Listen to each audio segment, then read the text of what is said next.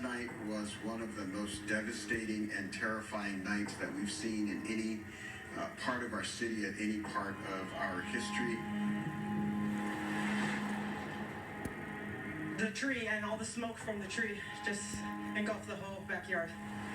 It's such a beautiful house. I don't know, I can't even think straight, so.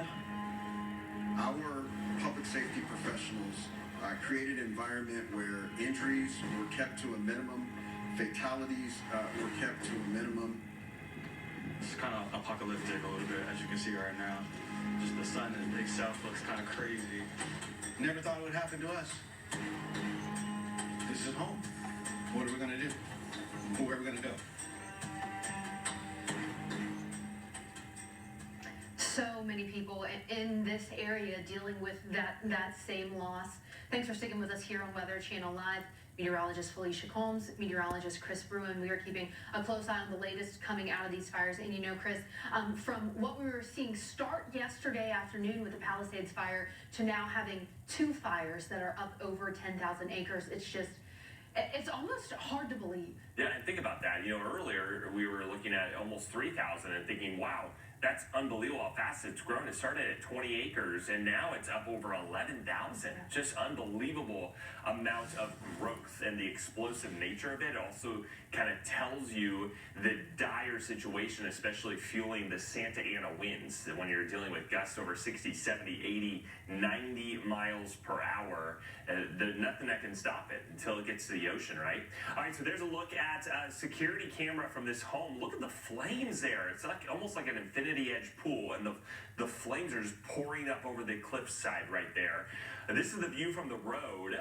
And look at all the embers and the flames, the orange glow. You got to imagine, too, how hot it's got to be, even in a car, getting this close. But in some cases, this is the only route to escape. And look how dark it is in the overnight hours with that dense smoke and the flames causing structures to just crumble. I mean, they don't even stand a chance, and firefighters really aren't even in the position to fight them because of how dangerous the winds are. So, you know, thankfully, Felicia, we are going to start to see these winds subside. But even now, they're not nearly as strong as yesterday and overnight. They're still up over 30, 40 miles per hour, which is still a huge danger and can spread these fires very quickly. Right. I mean, the winds that we were seeing yesterday, overnight, and earlier today, those were, worst case scenario. But even the winds that we're still currently seeing are not good. They're not, great. And we are still seeing winds gusting in some places very high.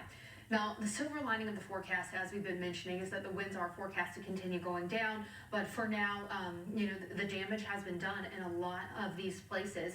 We still have the Eaton fire, the Hearst fire, and the Palisades fire that we're watching very closely. Again, Palisades fire and Eaton fire both up over 10,000 acres burned already. You can see the fires on the map here in areas where we still have very gusty winds. I mean, the winds out of Chilao over 60 miles per hour. That is, of course, you got a little bit of elevation with that, but that is just kind of a good indication of some of the high winds that we're still seeing. And Malibu gusting to 26, that is enough to spread those fires and make it harder for those first responders, for the firefighters out there trying to get these fires contained. So when we talk about fire behavior and the extreme fire behavior, this forecast with this wind event that we have, the speed at which the fire spreads is really a byproduct of the winds. So when you have winds like we've seen gusting to 100 miles per hour, that is a fire that is going to spread quickly and erratically. The intensity of the fire is also ramped up when you have wind because it is adding oxygen.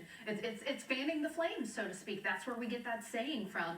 And then, of course, the likelihood of spotting, as we've seen with these fires, it's higher because you get those embers to travel farther. And then the direction in which the wind is blowing. If you have the wind coming in from one direction for a prolonged period of time, and then it shifts just ever so slightly, you are spreading that fire possibly in a different direction to different homes that haven't been burned yet, and farther from where it's already been burning. So that is part of what we're dealing with all of these fires. You can see the latest stats on the Palisades fire here, up over 11,000 acres burned. That fire burning between the Santa Monica Mountains and the Pacific Ocean, evacuated evacuation orders in place for thousands of people. The Eaton fire, up over 10,000 acres burned, that near Altadena. And then you can see the evacuation orders in place with this, and the Hearst fire still 0% contained. Let's take a live look at what we're seeing out of Southern California. And this is the image that you could be dealing with if you found yourself in the smoke from these fires. Just absolute zero visibility in some places.